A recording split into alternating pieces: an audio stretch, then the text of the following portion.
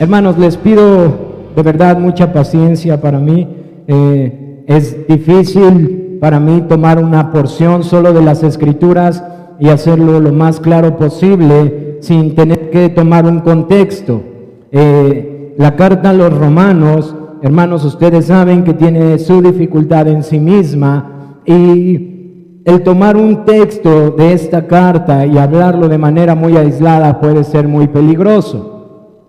Esta carta, por la gracia del Señor, hemos podido pasar un tiempo ya considerable en la ciudad de Toluca estudiándola, y ha sido una enorme bendición para mi vida, y espero también lo sea para la iglesia. Pero hermanos, este capítulo que hemos leído hoy, o esta porción, tiene un tema, hermanos, que ha estado en mi corazón y que quise compartir con ustedes esta mañana. No voy a hablar de todos los versículos, me voy a enfocar del versículo 14 al versículo 15, pero hermanos, de verdad quiero que esta mañana, con ayuda del Señor, puedan asimilar lo que la palabra de Dios nos dice, hermanos. Este capítulo, de manera muy general, es una defensa del apóstol Pablo a la ley de Dios. Versículo 12 nos dice que la ley de Dios es santa y que el mandamiento es santo, es justo y es bueno. Nunca olviden eso en sus corazones, porque si ustedes quieren caminar de manera sabia, no va a ser conforme a su sabiduría y su prudencia, sino conforme a la sabiduría de Dios que es reflejada en su palabra. Así que por favor, hermanos, cuando se acerquen a este texto, en primera instancia vean la defensa del apóstol Pablo acerca de la ley de Dios. Yo sé las dificultades que este texto presenta en los primeros versículos y las diferentes posturas y debates. Hermanos, yo quiero decirles que muchas veces esas diferencias se dan por una segregación demasiado grande de la palabra, porque uno viene a estos textos y impone a veces significado o toma estos textos aislados de lo que Dios ha dicho en la continuidad de esta carta y obviamente de su palabra. Y voy a tocar esos puntos rápidamente más adelante, pero ¿qué es lo que estamos viendo ahorita? ¿Por qué Pablo está haciendo una defensa de la ley de Dios? Bueno, porque Pablo ha dicho cosas atrevidas. Pablo ha dicho cosas que son torcidas por los indoctos, como dice el apóstol Pedro, y son torcidas para su perdición. Y una de ellas es que Pablo predicaba en contra de la ley de Dios. Ahora, ustedes saben que esto no es algo nuevo, porque Pablo, cuando va a Jerusalén, es apresado por hablar, según ellos, en contra de Moisés. No sé si ustedes recuerden ese texto. Y entonces Pablo es aprisionado, pero no es la única vez. Él es varias veces aprisionado por ello. Pero Pablo no habla acerca o en contra de la ley de Dios. Él tiene claro qué es la ley de Dios. Y estas declaraciones que Pablo las hace y que han sido a lo mejor torcidas por los indoctos, son declaraciones fuertes que pueden seguir siendo torcidas al día de hoy. Pablo comienza la carta diciéndoles el gran afecto que tiene de ir a verlos, porque es evidente que hasta el día de la escritura de esta carta él no ha podido estar con ellos, y él expresa su anhelo de estar con esta amada iglesia. Pero inmediatamente después de decir quién es él y cuál es su llamamiento y la autoridad por la que escribe, y de hacerles ver el amor que tiene, él comienza a decirles de manera muy resumida en el versículo 16 y 17 la profundidad que tiene la carta. Pero antes él ha dicho que esta carta es para hermanos, y les dice en el versículo 16: porque no me avergüenzo del evangelio, porque es poder de Dios para salvación a todo aquel que cree, al judío primeramente y también al griego, porque en el evangelio la justicia de Dios se revela por fe y para fe, como está escrito: mas el justo por la fe vivirá. Y entonces él acaba de decir ¿cuál es el propósito principal de la carta? ¿Cuál es el mensaje principal de la carta? Él ha dicho, el mensaje que voy a darles es el Evangelio de Dios. Ahora, hermanos, Él está hablando a creyentes. Él en ningún momento, perdón, tengo que poner el tiempo para no excederme. Él en ningún momento está haciendo un tratado evangelístico. Él les está hablando a cristianos que necesitan seguir siendo santificados a través de las verdades más preciosas y fundamentales de todo creyente, la obra del Señor Jesucristo y sus consecuencias. Él les dice que no se avergüenza de este mensaje. Ahora, uno pudiera pensar, Pablo, pues es que a lo mejor no tenía nada más que decir. No, no es verdad. Pablo había sido educado en ambos aspectos, en los estándares más altos que nosotros pudiéramos entender, culturalmente por la ciudad en la que venía y su nacionalidad, y religiosamente por los pies a los que estuvo educado de Gamaliel. Él era una persona sumamente capacitada para hablar de muchas otras cosas, pero él dice, voy a hablarles del Evangelio, porque es poder de Dios para salvación. Y entonces, a partir del capítulo 1, versículo 18, Pablo tiene que hacerles ver la necesidad del Evangelio. Él tiene que hacerles ver las implicaciones del pecado, cómo el pecado ha deteriorado al hombre en su totalidad, cómo la ira de Dios se revela contra los hombres por consecuencia del pecado que mora en ellos. Y él va a pasar del versículo 18 hasta el capítulo 3, versículo 20, argumentando de la necesidad de la humanidad del Evangelio, de que todo hombre está bajo pecado, de que la ley les muestra su condenación, de que la ley ha sido dada para hacer verles el pecado y para que toda boca se cierre y quede bajo el justo juicio de Dios. Pablo está argumentando. No solamente los judíos que tenían la ley y que cumplían exteriormente porque no entendían el mandamiento, sino también los gentiles que no tenían escrita la ley, pero que sí tenían el testimonio en su corazón y que la creación testificaba del Dios que los creó. De tal forma que cuando él concluye estos versículos, él puede decir, no hay justo ni aun uno, no hay quien busque a Dios, ninguno.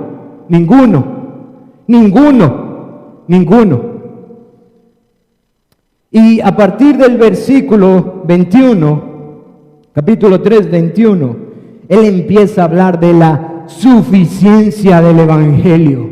Cómo el Evangelio es suficiente, cómo no hay que añadirle las obras de la ley, cómo el hombre puede ser justificado únicamente a través de Jesucristo, por gracia, por fe en Cristo Jesús, como Cristo es suficiente, como Cristo es el único medio para que alguien pueda reconciliarse con Dios y ser llamado justo.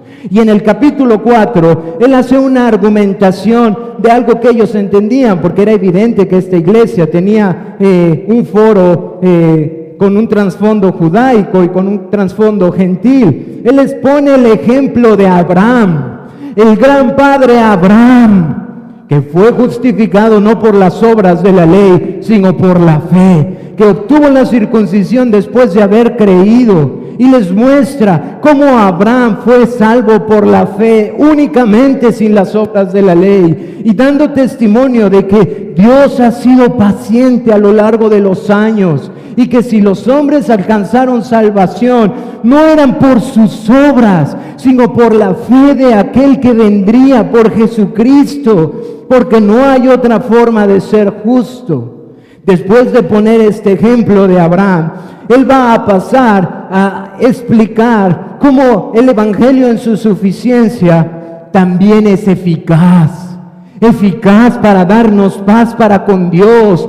Dice el capítulo 5, versículo 1, justificado pues por la fe tenemos paz para con Dios por medio de nuestro Señor Jesucristo. Y él va a desarrollar qué implica la fe y qué implica esta paz, cómo la paz es el resultado de haber sido hechos justos, porque antes de ser hechos justos había una enemistad clara de un Dios santo que aborrece el pecado. Y Él les dice, este es el primer resultado. Hay paz para contigo, paz objetiva, paz clara. Dios no es tu enemigo ya más. Dios es tu amigo ahora, por Cristo Jesús, porque Él te ama en Cristo, porque eres justo en Cristo y porque lo que Él ve es a Cristo. Y yo sé, hermanos, que a medida que uno va estudiando esos textos, hay cierta tensión. Pasó en la iglesia en Toluca y le pasado a todos los predicadores. Leía como una vez a Jonathan Edwards le decían, hermano, pero por favor, no hay esperanza, solo va a hablar de condenación. Y el hermano Jonathan Edwards les decía, espérese a que lleguemos al capítulo 3, aún no llego ahí. ¿Qué pasa con esto? ¿Qué quiero decirles con esto? Que si uno toma una sección de esta carta, puede sacar una doctrina y entonces puede tener un desbalance en su vida. Pero el Señor es perfecto y su palabra es perfecta. Eso no lo encontramos en la palabra de Dios. Uno pudiera pensar, pero Pablo, estás hablando de que somos salvos por la fe. Esto puede ser propicio para el pecado. Y el Espíritu de Dios, que es santísimo, lo inspira en el capítulo 6 para decir que pues perseveraremos en el pecado para que la gracia abunde. En ninguna manera. La negación más grande que existía en su idioma, para que quede clarísimo, ni pensarlo, jamás imaginarlo, porque la eficacia del Evangelio no solamente es la paz que da Dios con el hombre, no solamente es esa reconciliación en donde el hombre ha sido mudado en su estado de enemistad, no solamente ha sido hecho justo, no solamente se le han perdonado todos, absolutamente todos sus pecados, desde el día que nace hasta el día que muere. Las obras de Jesucristo son suficientes y completas para todo aquel que salva. No hay que añadirle una sola. La justicia de Cristo es suficiente por todos y cada uno de tus pecados. Pero tú dirás, bueno, entonces puedo vivir como quiero, porque la gracia abundará. Y el apóstol Pablo dice, no puedes. Eso es imposible. Porque la misma eficacia de Dios para hacerte plenamente justo también es suficiente para santificarte. Porque si has muerto con Cristo, también resucitarás con Él, de tal manera que has muerto al pecado, has muerto a la ley. Y entonces el apóstol Pablo en el capítulo 6 dice cosas como estas. Dice el versículo 12 del capítulo 6, no reine pues el pecado en vuestro cuerpo mortal, de modo que lo obedezcáis en sus concupiscencias, ni tampoco presentéis vuestros miembros al pecado como instrumentos de iniquidad, sino presentaos vosotros mismos a Dios como vivos entre los muertos, y vuestros miembros a Dios como instrumentos de justicia. Porque el pecado no se enseñoreará de vosotros, pues no estáis bajo la ley, sino bajo la gracia. Y Pablo argumenta y sigue hablando de la santificación y no toma más este tema de la ley. Y decía un hermano, es como aquellos montañistas, si alguno de ustedes practica montañismo, yo no lo practico, pero si alguno practica montañismo, es como aquellos montañistas que están subiendo y que dicen, sí, llegaremos al siguiente campamento. Pero a medida que van avanzando del campamento 2 al campamento 3, en el camino, la tormenta y las inclemencias y la altura son severas y dicen, es tiempo de regresar al campamento 2, mañana continuaremos al 3. Esta enseñanza la da el hermano Sinclair Ferguson para decir, Pablo solamente tocó este tema en el capítulo 6, pero en el capítulo 7 regresará al segundo campamento para hablar cómo es que hemos muerto a la ley. ¿Cómo es que el creyente ha muerto a la ley? ¿Qué implicaciones tiene esto? Porque, hermanos, él sabe que algunas de estas implicaciones pueden ser pólvora para el que está engañándose. Él sabe que muchas de estas cosas tienen que ser claramente explicadas para no ser torcidas por los indoctos para su propia perdición. Y en el capítulo 7 él regresa y nos habla acerca de la ley. ¿Por qué? Porque él ya ha hablado que la ley no puede salvar. Pero acaba de decir en el capítulo 6 que la ley tampoco puede santificar. Y entonces llegamos a las conclusiones que muchos cristianos llegan hoy. Entonces ya no necesitamos la ley, nosotros con el amor es suficiente.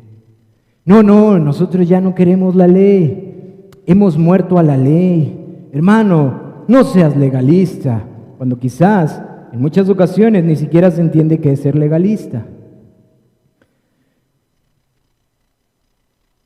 Y más, hermanos, a la luz de las declaraciones tan preciosas que Pablo hace en el capítulo 6. Capítulo 7. Él tiene que usar una imagen que sea entendible para todo, para empezar a explicar la relación del creyente y de la ley. Él tiene que tomar cosas que ellos puedan entender. ¿Y qué va a enseñar? Pues va a tomar una imagen que era clara para gentiles y para judíos, el matrimonio. Así como dos esposos están sujetos por las leyes que regulan al matrimonio mientras los dos viven, y la mujer no puede irse a unir a otro hombre mientras su marido está vivo, porque eso es un adulterio. Así, cuando el marido muere, la mujer ha sido libre de esas leyes. No está enseñando del matrimonio, hermanos. No tomemos ese capítulo para aprender del matrimonio. Está hablando de la ley. Y él dice, así como el hombre muere y ella es libre para dirigir su vida, y si quiere casarse otra vez puede hacerlo porque ya no hay las regulaciones que la someten.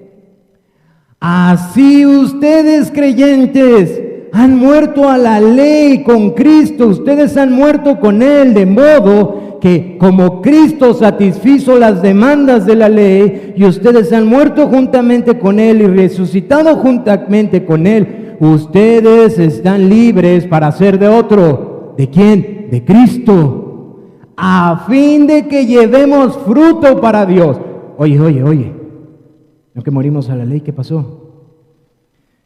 Miren, hermanos, lo que quiero enseñarles hoy con ayuda del Señor a la luz de estos textos y de lo que ve Pablo en capítulo 6 y capítulo 7 y capítulo 8 es: la santificación nunca se va a dar únicamente en nuestras vidas por el no hago esto, no hago el otro, ya no tomo, ya no fumo, ya no voy aquí, ya no voy allá. La santificación en el creyente está determinada por dos aspectos: su obediencia en lo que no le agrada a Dios, pero también su sometimiento al servicio de su Rey, su servicio a su Señor. De tal manera que encontramos lo que vemos en el capítulo 6, versículo 12. Pongamos nuestros miembros en sujeción, en servicio a nuestro Dios.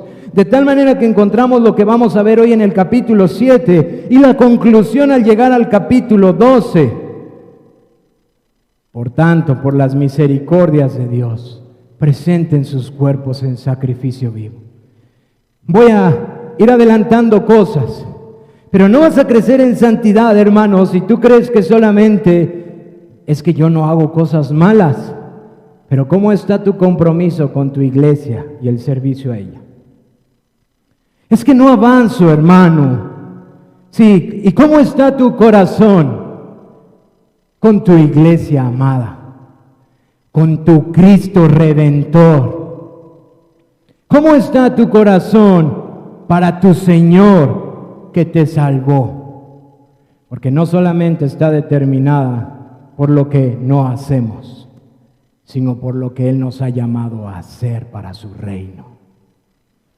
Y si creen que esto es poca cosa, ojalá puedan recordar Jueces, porque eso es lo que afecta a un pueblo que no entiende quién manda. Por cierto, capítulo 1 vemos este mismo deterioro en la humanidad. Después de dar el ejemplo, Pablo, del matrimonio, dice el versículo 6, pero ahora estamos libres de la ley por haber muerto a ella. Wow, eso es pólvora para el que quiere vivir de manera libertina. ¿Cómo? Entonces ya puedo hacer lo que yo quiero. Pablo, Si la ley no salva, ni la ley justifica. Si la ley ha mostrado mi pecado, Pablo, ¿es entonces la ley pecado? De ninguna manera. De ninguna manera la ley de Dios es pecado. ¿Qué diremos pues? ¿La ley es pecado? En ninguna manera, ni pensarlo. Jamás te atrevas a imaginarlo siquiera. Por favor, nunca consideres esto en tu mente. Nunca pienses que la ley de Dios es pecado. Nunca pienses que la ley de Dios es mala. No es pecado. Y a partir del versículo 7 en adelante hasta el versículo 24, Él se va a poner de ejemplo para que los hermanos en Roma puedan entender cuál es la relación entonces. Porque si la ley no salva ni santifica, ¿cuál es la relación del creyente con la ley? ¿Cómo es entonces que la ley funciona? Y obviamente, hermanos, de estos textos se extraen los principios de los usos de la ley, los 3 usos, etcétera. Pero mi intención no es dar una lección de teología, mi intención es predicar el texto que acabamos de leer. Él dice, del versículo 7 al versículo 13, que es por medio de la ley que Él fue confrontado del pecado. Y Él empieza a hablar en pasado. Él dice, yo no conocía el pecado si no fuese por la ley, porque tampoco conociera la codicia si la ley no dijera, no codiciarás. Él está hablando de Él mismo. Y dice uno, pero Pablo, ¿cómo no conocías la ley si fuiste enseñado a los pies de Gamaliel? Eras fariseo de fariseos, estricto en las normas, externamente. Y es interesante cuando uno medita a Pablo hablando, conociendo quién era lo que está diciendo. ¿Cómo que no conocías la ley? Miren, hermanos. Pablo habla del versículo 7 al versículo 13, lo que el Señor utilizó para confrontar su vida. Él era un codicioso.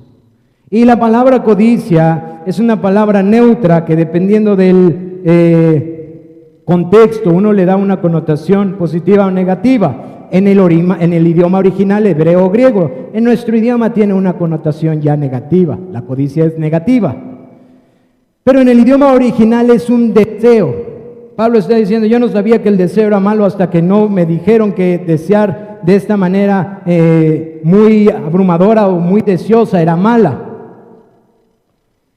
Y Pablo fue confrontado por ello, por la ley, porque la ley confrontó su pecado. Aunque él conocía la ley, él no había entendido que desear algo era malo. Ahora hay varias explicaciones de qué probablemente fue lo que pasó, no es lo que hoy quiero compartir, pero él dice, la ley me fue dada para conocer cuán pecaminoso era el pecado. Versículo 13 dice, luego lo que es bueno, la ley, vino a hacer muerte para mí en ninguna manera, sino que el pecado para mostrarse pecado, produjo en mí por medio de lo que es bueno, a fin de que por el mandamiento el pecado llegase a ser en sobremanera pecaminoso. Entonces, Pablo, la ley no es mala, ¿por qué hace todo esto? Su conclusión, porque el pecado que mora en mí es el problema, no la ley. La ley es buena, la ley de Dios es santa, sus mandamientos son santos, son justos, son buenos. Los mandamientos de Dios son sabiduría para la vida. Los mandamientos de Dios son rectos. Los mandamientos de Dios son buenos para nosotros. El problema no está en la santidad de la ley. El problema está en el pecado que está en tu corazón y en mi corazón. Ese es el problema. A partir del versículo 14, empezamos a ver las circunstancias actuales del apóstol Pablo. Y Pablo va a hablar del capítulo 14 al versículo 25, ya no solo de su experiencia pasada, en donde él conoció cuán pecaminoso era el pecado por la ley, sino que ahora va a mostrarles qué pasó con la ley y su vida como creyente, qué pasa con su vida, qué es lo que ocurre a partir de él. Y dice el versículo 14, ahora en tiempo presente él habla a los hermanos y le dice, porque sabemos que la ley es espiritual, mas yo soy carnal, vendido al pecado. ¿Cómo? Pablo, a veces haces aclaraciones un poco críticas. Miren, hermanos, lo que hoy quiero explicarles de manera muy rápida para llevar a una aplicación. ¿Cuál es el concepto que Pablo tiene de la ley? Número 1. Número 2, ¿cuál es su relación de Pablo con la ley? Y finalmente, ¿cuáles son sus conclusiones de Pablo y la ley? Y en este versículo 14, nosotros encontramos cuál es el concepto de la ley que tiene Pablo. ¿Qué es lo que habla Pablo de la ley? Dice, porque sabemos que la ley es espiritual. Ahora, hermanos, para aquellos que han estudiado este texto, que han profundizado un poco más, no estoy ignorando las dificultades que tiene el texto. Yo sé que existen muchas posturas de estos capítulos y se las voy a decir rápidamente, no voy a profundizar, les pido que si quieren hablar de esto hablemos después en el Ágape y podemos recomendar algunos buenos libros, comentarios y otros que tienen otra postura para que ustedes las puedan ver y puedan contrastarlas. Pero se pueden resumir en 3 posturas acerca de este texto, en que Pablo habla de un no creyente, por esta afirmación del versículo 14. Muchos dicen, es que Pablo no está hablando de él como creyente, porque él está diciendo que él es carnal vendido al pecado. ¿Cómo va a hablar de él si él es creyente? Bueno, hermanos, yo creo que esa es una de las más fáciles de derribar, por lo que Pablo dice más adelante, yo me deleito en la ley de Dios. Si él no es creyente, ¿por qué dijo en los versículos anteriores que él no conocía la ley cuando él no era creyente? Y luego vino el mandamiento y lo confrontó y ahora dice que ama la ley. Entonces tendremos que seccionar demasiado y decir aquí Pablo habla de él, pero aquí ya no, y luego otra vez sí, y luego él ya no. No, hermanos, hay una unidad en el pensamiento del capítulo. Es el mismo capítulo, es el mismo Pablo. Está hablando de un momento de su vida y ahora está hablando de otro, pero sigue siendo Pablo. Por favor, no extraigamos de esto. Ahora, yo sé que tiene un peso interesante esto, porque esto varios de los padres apostólicos enseñaron esta postura, incluso Agustín por algún tiempo en su vida, pero Agustín se retracta en sus cartas, no me acuerdo ahorita otra vez a quién era quien le escribía, y le dice, no cabe duda que este texto no puede ser enseñado, sino como el ejemplo mismo de Pablo como creyente. Agustín se reconoce que era una enseñanza incorrecta, hermanos. Ha tenido un peso interesante, incluso tiene un peso interesante al día de hoy. Varios de los teólogos holandeses y suizos o suecos, no me acuerdo cuál de los dos países, tienen esta postura al día de hoy. Él habla de un no creyente. Hay otra postura, Pablo habla de un creyente inmaduro. Por versículos como el 14, el 15, 18, 19, por lo que él dice en 1 Corintios capítulo 13, en Hebreos 3:13. Pero nuevamente, hermanos, tenemos que ser honestos. Un cristiano inmaduro o un recién converso no es uno del que alcanza a distinguir cuántas son sus transgresiones. El creyente recién converso mayormente piensa que va sobre las nubes obedeciendo todo. Y no alcanza a entender la santidad de un Dios santísimo. Esta postura también tiene bastante peso al día de hoy, sobre todo por estos movimientos superespirituales en hacer ver que el creyente puede llegar a una categoría especial. Quiero decirles algo, yo mucho tiempo creí esto, pero eso es por causa de una segmentación muy fuerte de la Biblia. Y hay buenos hermanos que al día de hoy pueden estar creyendo esto, que existe una llenura del Espíritu adicional, una sobrecapacitación especial para vencer y no más pecar. Ahora quiero decirles algo, eso lleva a conclusiones bien peligrosas: perfeccionismo, orgullo, soberbia, por pensar que yo soy un creyente de esta categoría y que todos los demás están por acá, porque yo ya recibí esta llenura del Espíritu. Ahora eso predomina en las iglesias carismáticas, pentecostales, metodistas, en donde están buscando una segunda experiencia para poder vencer el pecado. Hay un problema nuevamente con eso. Pablo no enseña que la forma de vencer el pecado es por eso, sino es por los medios ordinarios y el Espíritu de Dios que nos ha capacitado para hacer morir el pecado. Capítulo 8. De tal forma, hermanos, que cada una de estas posturas tiene sus implicaciones. Yo les voy a ser honesto, yo no considero que estas sean las posturas correcta para la unidad de la carta del apóstol Pablo a los romanos. Yo creo que él está hablando como un creyente, por implicación como la mayoría de los creyentes, y que incluso es más probable que esto sea como un creyente en la época en la que Pablo lo está escribiendo, maduro. Y voy a decir mi argumento por qué. Ahora, esta postura también tiene su peso. Esta postura es la postura de la confesión de Westminster, de Bélgica, es la postura de nuestra confesión, es la postura del catecismo de Heidelberg, esta es la postura de los reformadores, de los puritanos, de Agustín y de muchos hombres que han defendido esta postura por algo importante. Hasta que uno no entiende quién es Dios, quiénes somos nosotros, no tiene la sabiduría para vivir la vida que a Dios le agrada. El problema de las otras posturas es que no le dan sabiduría al creyente para luchar la vida y para crecer en santidad. Y ahí tienes a muchos creyentes orando largas horas, pidiendo una llenura del Espíritu para vencer el pecado que aborrecen, cuando aquí están los medios que Dios les da para caminar y vencerlos. Porque también la Biblia nos enseña, y nuestra confesión nos lo dice, en dos diferentes capítulos, la providencia y la perseverancia, en su confesión si la han estudiado, que bajo la soberana voluntad de Dios, el creyente puede ser entregado a pecado para disciplina y cumplir sus propósitos de Dios, pero también el creyente puede caer en pecados vergonzosos y escandalosos por un determinado tiempo. Esa es la verdad que encontramos en las Escrituras.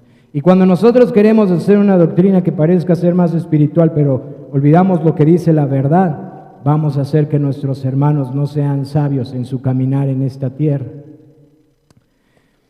Yo creo, hermanos, y lo que hoy voy a enseñar es conforme a la tercera postura, y que lo que Pablo está diciendo en Romanos 7, versículo 14, es lo que él experimenta como un creyente, que la ley de Dios es santa, es justa y es buena.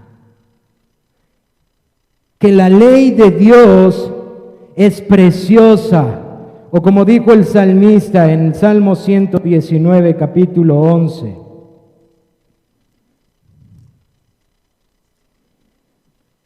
En mi corazón he guardado tus dichos para no pecar contra ti. Pablo está diciendo que la ley de Dios es buena, que los mandamientos son santos, son justos, son buenos, que Él se deleita en la ley de Dios. Él sabe que la ley de Dios es del Dios Santísimo, refleja su santidad. Él es el dador de la ley. La ley no fue dada por un hombre, la ley le fue dada a un hombre en los 10 mandamientos, pero la ley fue puesta en los corazones de los hombres. Dios ha mostrado su santidad en su ley. La ley viene de Dios y Pablo puede decir, es espiritual, no del hombre. La ley es de Dios, proviene de Dios, es santísima, es sabiduría, es gloriosa. La ley de Dios me muestra su voluntad. La ley de Dios ilumina mi camino, alumbra mi caminar. La ley de Dios es espiritual. Pero yo soy un ser humano sometido al pecado. Pablo no que ya había sido libertado del pecado. Hermanos, la frase que él está diciendo en este capítulo, mas yo soy carnal, vendido al pecado, no se está refiriendo a que él es un inconverso, aunque utiliza la misma palabra para hablar de la carne en el estado de las personas que no son regeneradas, como lo hizo en el versículo 5. Pero esta misma palabra la utiliza muchas otras veces para hablar del creyente aquí en la tierra. Nosotros debemos de entender lo que él está diciendo. La Reina Valera dice vendido al pecado. Y la palabra que está diciendo ahí es diciendo vendido, es como si él estuviera diciendo todavía hay una sujeción al pecado. Nuevamente, saquemos del contexto este texto y digamos, es que eso no puede pasar en un creyente. Bueno, aquí hay un problema. Has olvidado lo que Pablo tuvo que enseñar del capítulo 1, versículo 18 al 3:20. Quiero que seas honesto contigo, mi amado hermano, a la luz de las Escrituras. Esas afectaciones tan importantes del pecado en tu vida, en alguna parte de las Escrituras nos dice que son quitadas por completo cuando nosotros fuimos salvados. En algún momento nos enseña que esas afectaciones no fueron tan severas que entonces ya no vamos a pecar. Bueno, si eso es tu pensamiento esta tarde, entonces quizás Pedro no era salvo. Entonces quizás el rey David no fue salvo. O quizás antes de morir, ¿verdad? Porque esa es la justificación de muchos. Eso es torcer la palabra para imponerle una doctrina. La realidad no es así. La realidad es que aunque hemos sido libertados de la esclavitud del pecado, aunque el pecado no se enseñorea más de nosotros, aunque nosotros hemos muerto con Cristo y la ley ya no nos acusa y nos condena porque nuestra carne está sometida a hacer lo que no debemos de hacer cuando nos dice lo que debemos de hacer, aún el poder del pecado está obrando en nosotros. Aún no tienes un cuerpo glorificado, aún ves tu cuerpo constantemente sometido al pecado que mora en ti, aún muchas veces, pero muchas veces no nos percatamos porque esos pecados no son tan escandalosos. Pero quiero decirte algo que quizás te sorprenda. Muchas veces tus obras son tan imperfectas que no debieran de ser recibidas por un Dios santísimo, pero son recibidas porque las obras perfectas de Cristo testifican delante de Él. De tal manera que muchas veces tu obediencia, que tú consideras muy prudente y muy bonita, no está sino llena de imperfecciones. Y es recibida delante de aquel que sus ojos son como fuego y que no puede ni ver los cielos porque son impuros, por las perfectas obras de su Hijo glorioso, que desde que vivió hasta que murió fue perfecto en plenitud, en obediencia, en deseo, en pensamiento. Pero el pecado constantemente está obrando en ti. Y eso es lo que Pablo está diciendo. La ley es espiritual, la ley es de mi santísimo Dios, pero yo aún soy, como dijéramos nosotros, un ser humano de carne y hueso, que constantemente veo el pecado obrando en mí. ¿Qué aprendemos, hermanos? La necesidad de tener un entendimiento claro y objetivo de la ley de Dios y el creyente. Un entendimiento bíblico. No lo que nosotros pensamos que debería de ser, sino lo que la Biblia dice. Y Pablo va a demostrarlo ahora por su propio ejemplo. Él va a mostrar cómo esta situación, dualidad, conflicto, como quieras llamarle, se presenta en su vida. Va a decir cómo es la relación de Pablo con la ley. Acompáñenme al versículo 15, hermanos. Dice, porque lo que hago, ¿se dan cuenta? Porque la ley es espiritual, mas yo soy carnal, vendido al pecado. Porque, voy a explicarles, hermanos, es lo que está diciendo Pablo. ¿Por qué? ¿Por qué puedo decir que la ley es espiritual y yo soy carnal vendido al pecado? Quiero que miren esto, porque lo que hago no lo entiendo, pues no hago lo que quiero, sino lo que aborrezco, eso hago. Por cierto, una persona en su pecado no aborrece su pecado. Eso enseña la Biblia, ama su pecado. Cristo Jesús dijo, y no vienen a mí para que sus obras no sean manifiestas, porque aborrecen la luz y aman las tinieblas. Eso es lo que dice la Biblia, hermanos, no nosotros. Y dice, y si lo que no quiero esto hago, apruebo que la ley es buena, de manera que ya no soy yo quien hace aquello, sino el pecado que mora en mí, y yo sé que en mí, esto es, en mi carne, no mora el bien, porque el querer el bien está en mí. Un creyente no quiere hacer el bien, hermanos. Un creyente no está deseando hacer el bien. Ocasionalmente hace cosas buenas, pero su voluntad está sujeta a su corazón. Su voluntad está conforme a la naturaleza que Él es, muerto en sus delitos y pecados. Sus deseos están dominados mayormente por hacer el mal.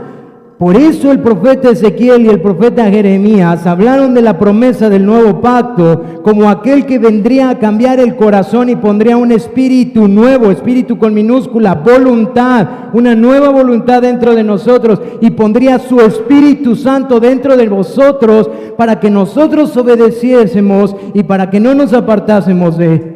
Pero eso pasa por la obra de regeneración en nuestras vidas, de tal manera que el creyente quiere hacer el bien. Y continúa Pablo. Esto es, en mi carne no mora el bien, porque el querer el bien está en mí, pero no hacerlo, porque no hago el bien que quiero, sino el mal que no quiero, eso hago. Y si hago lo que no quiero, ya no lo hago yo, sino el pecado que mora en mí. Ahora Pablo está explicándoles a qué se refiere con lo que acaba de decir de la ley espiritual y de su condición humana. Él insiste, porque este es el tema principal de este capítulo, hermanos. Pablo no está tratando de dar una enseñanza de su vida, le está enseñando cuán santa es la ley de Dios. Y él insiste en que la ley que es espiritual es buena y que el problema no está en la ley de Dios, sino que el problema está en el hombre. La humanidad descrita en los primeros capítulos no ha sido quitada de su explicación. Eso ha causado una mella más grande de lo que nosotros podemos entender. Por eso el capítulo 8 dice que aún la creación gime con gemidos de parto esperando la liberación. El pecado ha impactado de una manera tan significativa que aún el creyente encuentra esta lucha en sus propios miembros. Aunque ciertamente el cristiano es hecho una nueva criatura y ha muerto y resucitado juntamente con Cristo para servirle y para darle fruto, no obstante, aún el pecado está constantemente obrando en sus miembros. Y Pablo quiere describir aquí la dificultad por la cual él no puede servir como él quisiera. Yo sé que aquí es donde quizás muchos van a empezar a dejar de decir amén. Pablo no está hablando aquí de una forma en la que él vive muy débil y siempre está miserable de mí, miserable de mí, miserable de mí. Su miseria, según lo que acabamos de leer, es que cuando él quiere hacer lo bueno, sus miembros le estorban para servir a un glorioso Señor. Cuando él dispone su corazón para avanzar el reino de Dios, para servir al Señor y obedecerle lo que la ley de Dios le muestra, sus miembros, sus pies, sus manos, sus ojos, su boca, su mente, constantemente se rebelan, constantemente están obstruyéndole el deseo que él tiene por obedecer, por caminar, por avanzar. Él está luchando porque mientras sirve, ve los prestigios del pecado, ve cómo el pecado sigue enseñoreándose en parte de sus miembros. Él quiere hablar y servir, pero constantemente insiste en cosas en su corazón que estorban, que estorban, que estorban. Él dice, yo quiero servir a mi Señor, y el pecado viene y me tropieza, y hablo cosas que no debo de hablar, y veo cosas que no debo de ver, y oigo cosas que no debo de oír, pero yo quiero avanzar, pero yo quiero avanzar, pero yo quiero servir. Él no está pasivo en su sofá, ay, pues si sale algo malo, pues ya ni modo. Él está avanzando y empujando, y dice, mientras yo quiero servir, veo cómo me obstaculiza el pecado, cómo me estorba en mis miembros, cómo soy torpe por el pecado que todavía me estorba. O como dice el versículo 15, pues no hago lo que quiero, sino lo que aborrezco, eso hago. Él ve como al querer hacer el bien, el mal que está en sus miembros sale una y otra, para concluir, oh, que la ley es buena. Él quiere hacer el bien que es entendido por la ley. Dice el versículo 19.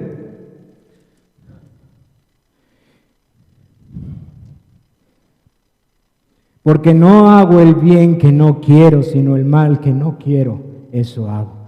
Él quiere hacer el bien, pero le estorba constantemente el pecado que está en él, el pecado que no quiere. Porque como bien decía un autor, no es hasta que no disponemos nuestra vida a hacer el bien que Dios quiere, que no vemos cuán grande es el mal que está en nosotros. No es hasta que no disponemos nuestra vida a servirle al Rey de Gloria, que no entendemos cuán grande es el mal que aún está en nosotros. Les voy a poner un ejemplo en el que muchos entenderán. Sí, yo sé que debo de orar. Yo sé que no debo de salir de mi casa sin pasar tiempo a solas con el Señor. Mañana lo voy a hacer. Y llega el mañana. Ay, tengo muchos sueños, Señor. Tú sabes que estoy cansado. Tú entiéndeme, Señor. Es que de veras ha sido un tiempo difícil. Y viene la lucha con tus propios miembros. Por cierto, no está pasando externamente, está pasando internamente en ti. Yo sé que debo de leer las Escrituras, que debo de estudiar, que debo de compartir el Evangelio, pero justo cuando lo voy a hacer, ¡bum!, ahí viene la masa de pecado que está en mí. Pero no fuera que te fueras a poner a ver una película, un videíto, no, mejor veo un video de herramientas en YouTube, porque necesito hacer una compostura en mi casa. O mejor me echo este videíto de cómo cocinarle mejor a mi esposo. Ya el Señor entenderá que luego puedo leer. Esa es la lucha que todo creyente tiene. Mientras no dispongamos nuestra vida a hacer el bien que Dios quiere, nuestra carne no mostrará el mal, porque simplemente no hay bien al cual oponerse. Ya estás pecando contra Dios. Y aunque este mal que está en nosotros muchas veces se manifieste, pese a que ya no es lo que somos ni lo que queremos hacer, esto no debe de ser una razón para justificarlo y entregarnos a ello. Acompáñenme al versículo 17. De manera que ya no soy yo quien hace aquello, sino el pecado que no en mí. Mira, hermano, mira, ahí dice, mira, Pablo, ahí dice que ya no lo hago yo, así que yo puedo hacerlo. Eso no es lo que dice el texto. El texto está diciendo, ya no soy yo. Ese no es mi caminar, yo no soy eso ya. Y sin embargo el pecado que está en mí constantemente se revela. Yo ya no soy eso, pero sale constantemente lo que no debe de salir. El mal que en nosotros está se manifestará constantemente, hermanos, para impedirnos hacer el bien que Dios quiere, ya que la ley no solo no puede salvar, sino tampoco santificar. La ley de Dios, aunque nos dice la santidad de nuestro Dios. La ley de Dios, aunque nos enseña cuán santo es nuestro Dios y está llena de la justicia y la misericordia de Dios, la ley de Dios que nos habla cuán glorioso es nuestro santo Dios en todos los ámbitos, en bondad, en misericordia, en justicia, en verdad. La ley de Dios es perfecta, pero la ley de Dios no capacita ni para ser salvo ni para la obediencia. Yo sé que eso puede ser confuso, pero lo que capacita es el Espíritu de Dios para obedecerle, porque la ley en sí misma no te capacita. Te dice qué hacer, pero no te capacita para hacerlo. Eso lo hace solo Cristo y su Espíritu Santo. ¿Cuáles son las conclusiones de Pablo después de hablar de esto? Vamos al versículo 21. Dice, así que, queriendo yo hacer el bien, hallo esta ley, que el mal está en mí, porque según el hombre interior me deleito en la ley de Dios. Un incrédulo nunca se va a deleitar en la ley de Dios, para él es gravosa. Y digo esto para seguir dando fortaleza. ¿Por qué tomé esa postura, hermanos? Me deleito en la ley de Dios, pero veo otra ley en mis miembros que se revela contra la ley de mi mente y que me lleva cautivo a la ley del pecado que está en mis miembros. Miserable de mí, ¿quién me librará de este cuerpo de muerte? Gracias doy a Dios por Jesucristo, Señor nuestro. Así que yo mismo con la mente sirvo a la ley de Dios, mas con la carne a la ley de a la ley de pecado. El apóstol Pablo puede entonces concluir que este es un principio o ley en su vida, como lo acabamos de leer. Esto es lo que él ve en su vida, una ley, un principio regulador, algo que gobierna, que aunque él desea hacer el bien, siempre ve el pecado obrando en sus miembros, estorbándole. Como lo explica en Gálatas 5, 17 al 24, de la lucha contra el espíritu y la carne. Es decir, que él sabe que la ley de Dios revela lo bueno y que lo que la ley dice es bueno. Él lo sabe porque está diciendo constantemente, yo sé que lo que me dice es hacer el bien, lo que es bueno. Él está refiriéndose a la ley de Dios como algo bueno que le dice lo que es hacer el bien. Él lo sabe. Él se deleita en los mandamientos de Dios, no obstante, su obediencia siempre se torna imperfecta. Por eso decía un hermano, un comentarista, que lo que Pablo está hablando de este texto no es cuánto él está entregado al pecado ni nada de eso, sino cuán difícil es mostrar su gratitud al Señor por su obediencia. Porque el principio que regula la vida de Pablo es la gratitud, la salvación que le ha dado. Eso es lo que rige la vida de Pablo, eso es lo que enseña en Corintios, segunda carta a los Corintios, cómo al mirar a Cristo y al contemplarlo, él está sujeto a la obediencia a Dios. Cómo lo constriñe, lo obliga a meditar en el amor de Cristo. Por eso el capítulo 12 dice, por estas misericordias presente en su vida. Él entiende que lo que rige su vida es la gratitud de la gracia soberana, preciosa de Cristo, pero constantemente se ve obstaculizado. Siempre encuentra con la debilidad de un cuerpo no glorificado. Constantemente su cuerpo le recuerda que todavía no es glorificado, que todavía no está el reino de Dios aquí plenamente. Su cuerpo constantemente le dice, aún está lo mejor por venir. Porque el pecado aún toma muchas veces fuerza en sus miembros, llevándole a tropezar y a pecar contra Dios. Y Pablo es entendida de esta dualidad, de esta dificultad para la obediencia, que aunque el pecado no se enseñorea más de él, siempre está debilitándole y obstaculizándolo.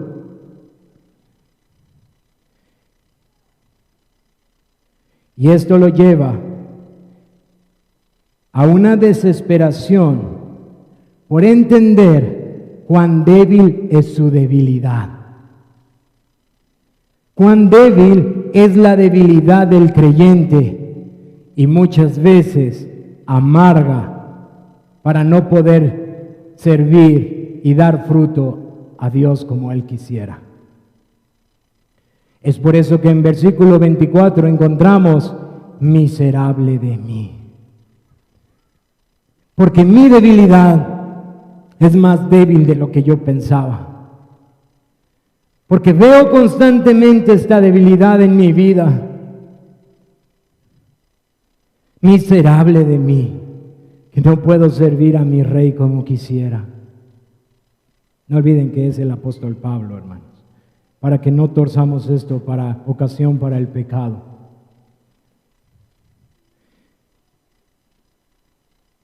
Y este texto nos da una luz de por qué él sigue hablando de su experiencia y de su servicio y de su realidad como un creyente maduro.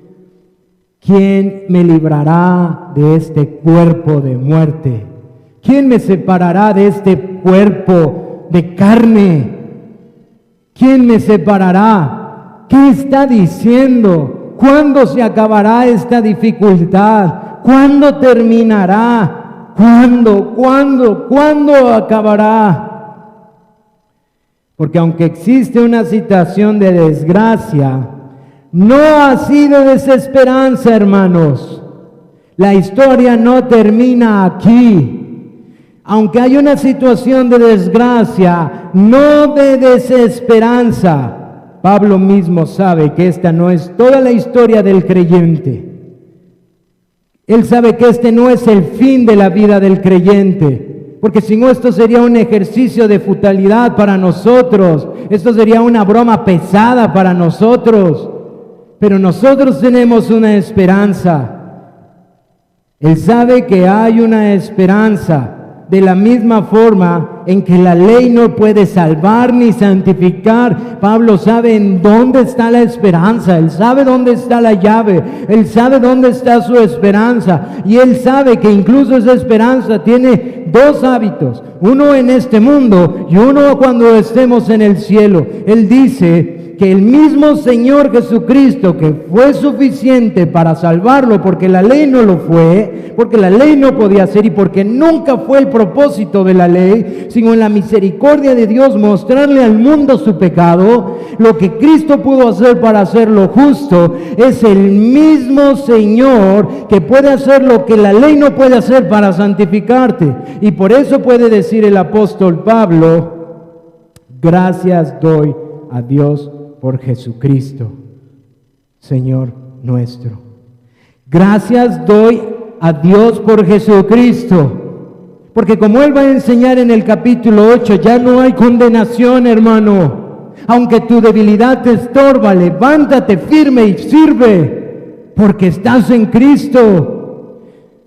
Y no solamente eso, porque cuando uno entiende lo que está explicando Pablo acerca de la necesidad y de la suficiencia del Evangelio, muchas veces enseña el cumplimiento de la promesa, que Él nos daría un paracletos para caminar a nuestro lado y ayudarnos y darnos el poder para servirle. Él nos daría al Espíritu de Dios, el Consolador, el que nos ayudaría, el que nos llenaría de poder. Por cierto, cuando hablamos del Espíritu de Dios, como lo va a hacer en el capítulo 8, muchas veces nos confundimos por nuestra traducción que lo llama el Consolador.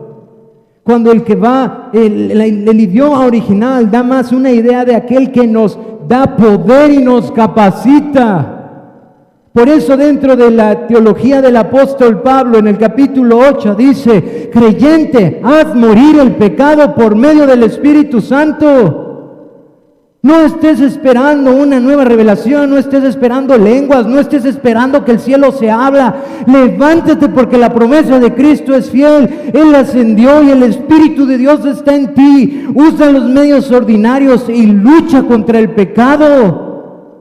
Y ve que Él es fiel.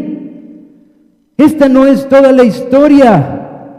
Pablo habla de que la ley de Dios es santa y ve su torpeza para obedecerle, pero no es toda la historia. Habrá dificultad hasta el día que lleguemos con Cristo.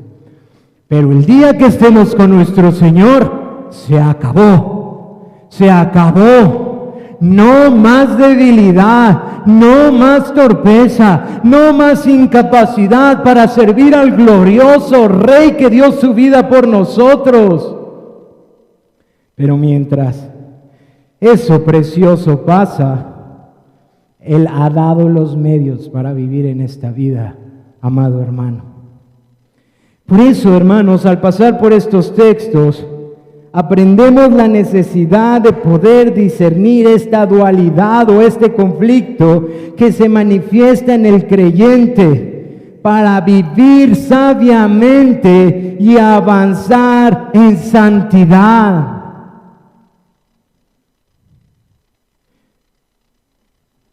El cristiano más maduro no es aquel que se jacta más de lo que ha logrado ni de su obediencia. El cristiano más maduro es aquel que está consciente de su debilidad y de su fragilidad y que no está jugando con fuego diciendo no me quemaré. El cristiano más maduro es aquel que se acerca a la luz y que la luz santa, perfecta de nuestro Señor puede mostrar con claridad nuestras imperfecciones.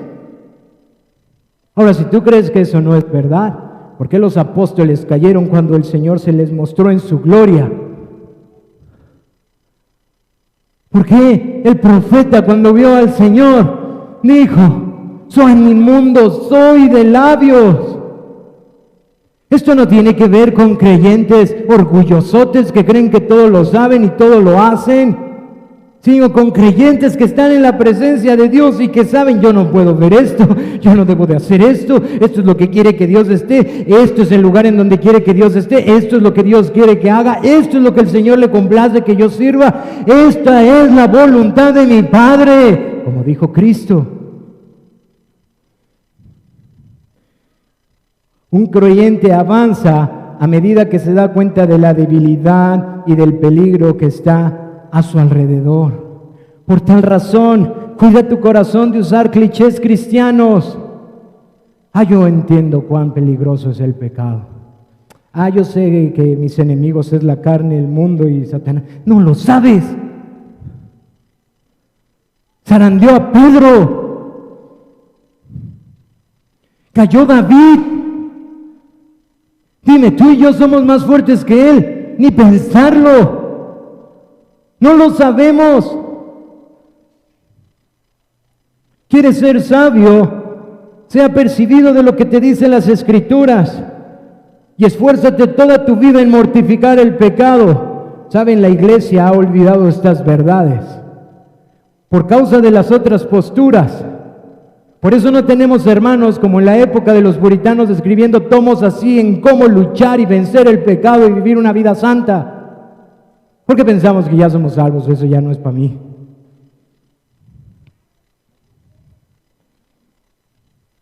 Ahora, hermano, vamos a aplicar estas verdades rápidamente para concluir. Este tipo de textos pueden hacer relucir en nuestros corazones hipocresía y orgullo espiritual.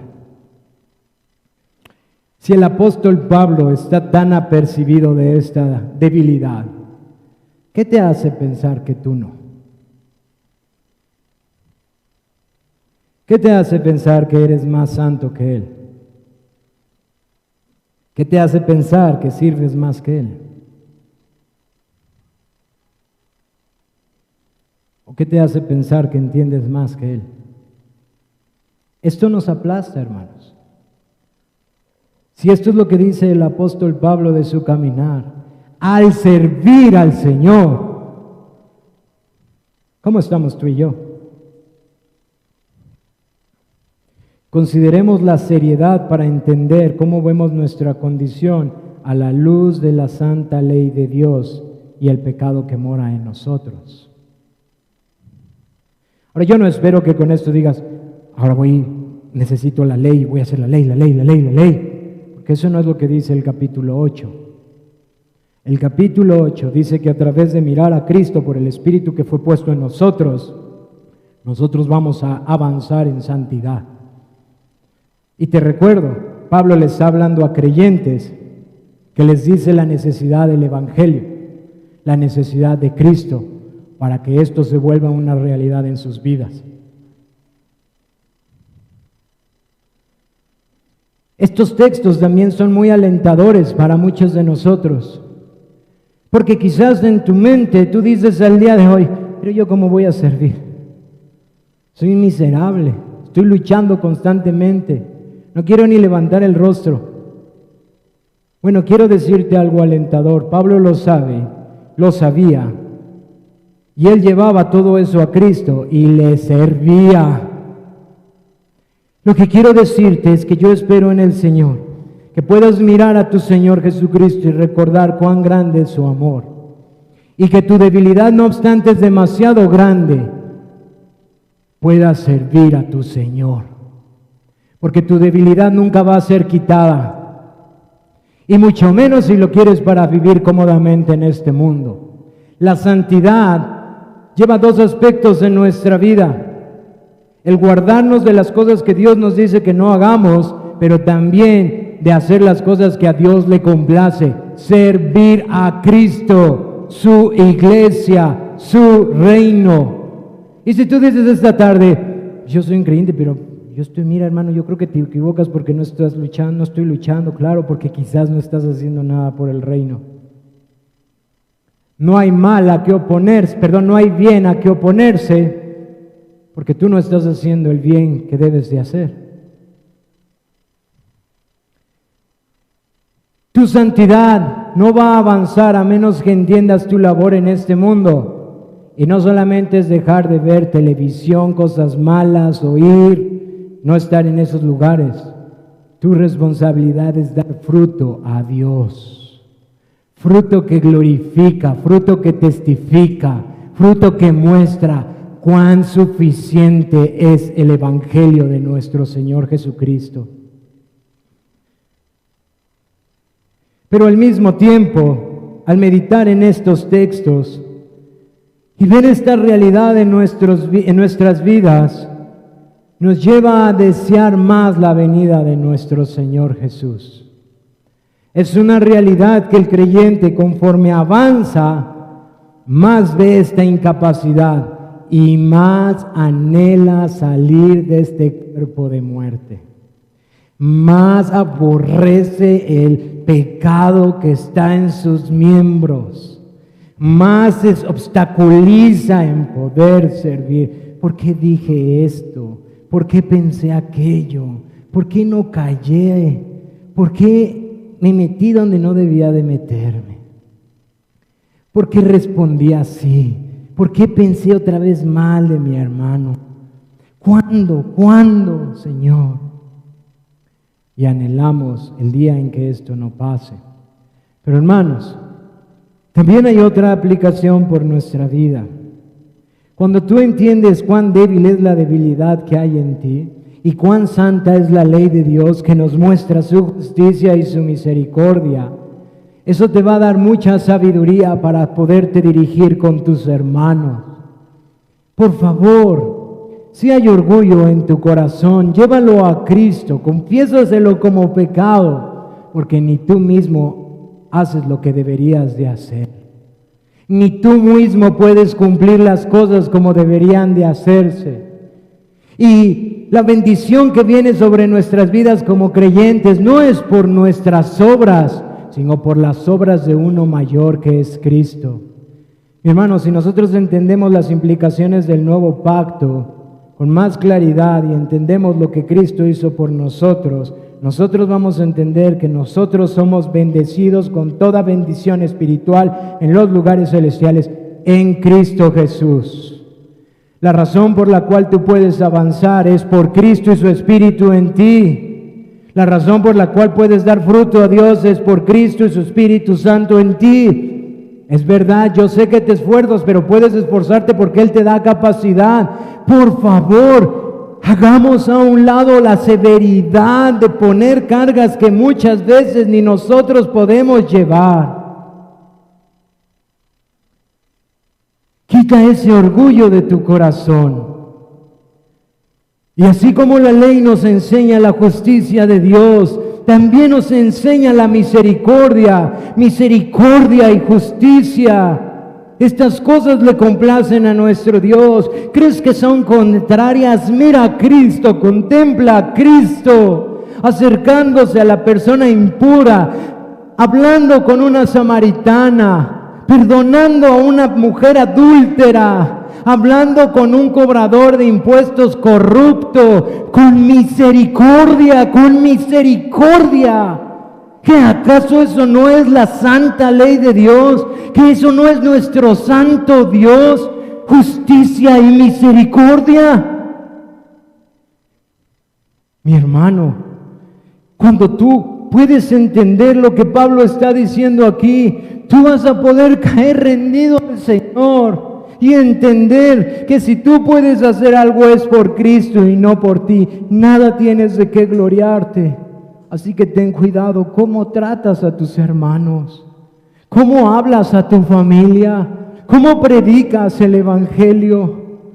Hermanos, para terminar, ayer que estábamos en el tiempo de oración aquí, salía la petición de ir a predicar el Evangelio a las personas que iban a estar en esta marcha de la homosexualidad y todo ese pecado.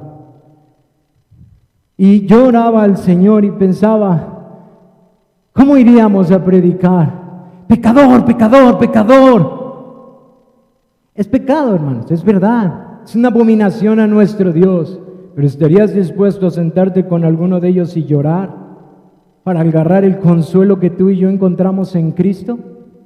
Para muchos de nosotros, de nuestra vida pecaminosa tan horrible, donde nos salvó el Señor y nuestro Señor consoló nuestras almas, donde el Señor limpió nuestras lágrimas, tú podrías decirle, tu vida es miserable por tu pecado, pero ven, siéntate, lloraré contigo y oraré para mostrar a Cristo misericordioso.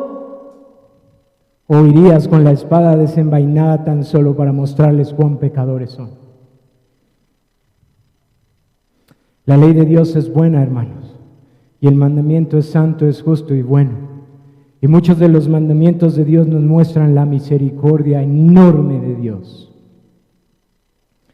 Amigo, que estés aquí esta mañana, que quizás no te interesa para nada lo que acabamos de decir, que quizás para ti dices, qué locura hablan en este lugar. Para ti que no tiene ninguna importancia la ley de Dios ni la santidad de Dios, que amas tu pecado, que lo disfrutas, que estás queriendo que acabe para irte, quiero decirte algo. Hubo un hombre hace 2000 años, poco después, menos de 2000 años, que igual que tú, hacía lo que quería y que pensaba que hacía el bien, pero no hacía sino su voluntad. Y que estaba tan duro que estaba dispuesto a arrastrar a cristianos del cabello. No le interesaba como tú. Ese hombre se llamaba Saulo de Tarso.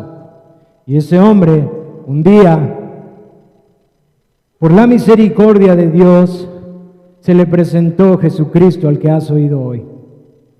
Y ese hombre fue cambiado por completo. Es el mismo hombre que escribió, inspirado por el Espíritu de Dios, lo que he enseñado hoy. Tu vida puede ser transformada en un instante. No por nuestras palabras, no por un lavado de mente, no porque vengas a esta iglesia y lo sigas, sino por la gracia suficiente de Jesucristo, quien murió y resucitó por tus pecados. ¿Qué tienes que hacer? Arrepiéntete y cree en Él.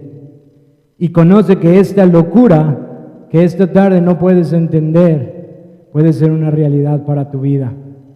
Cristo Jesús resucitó y por eso su iglesia le adora hoy. Hoy puede ser el día de salvación para tu vida. No dejes pasar más tiempo. La ley de la que hablé te condena y te acusa.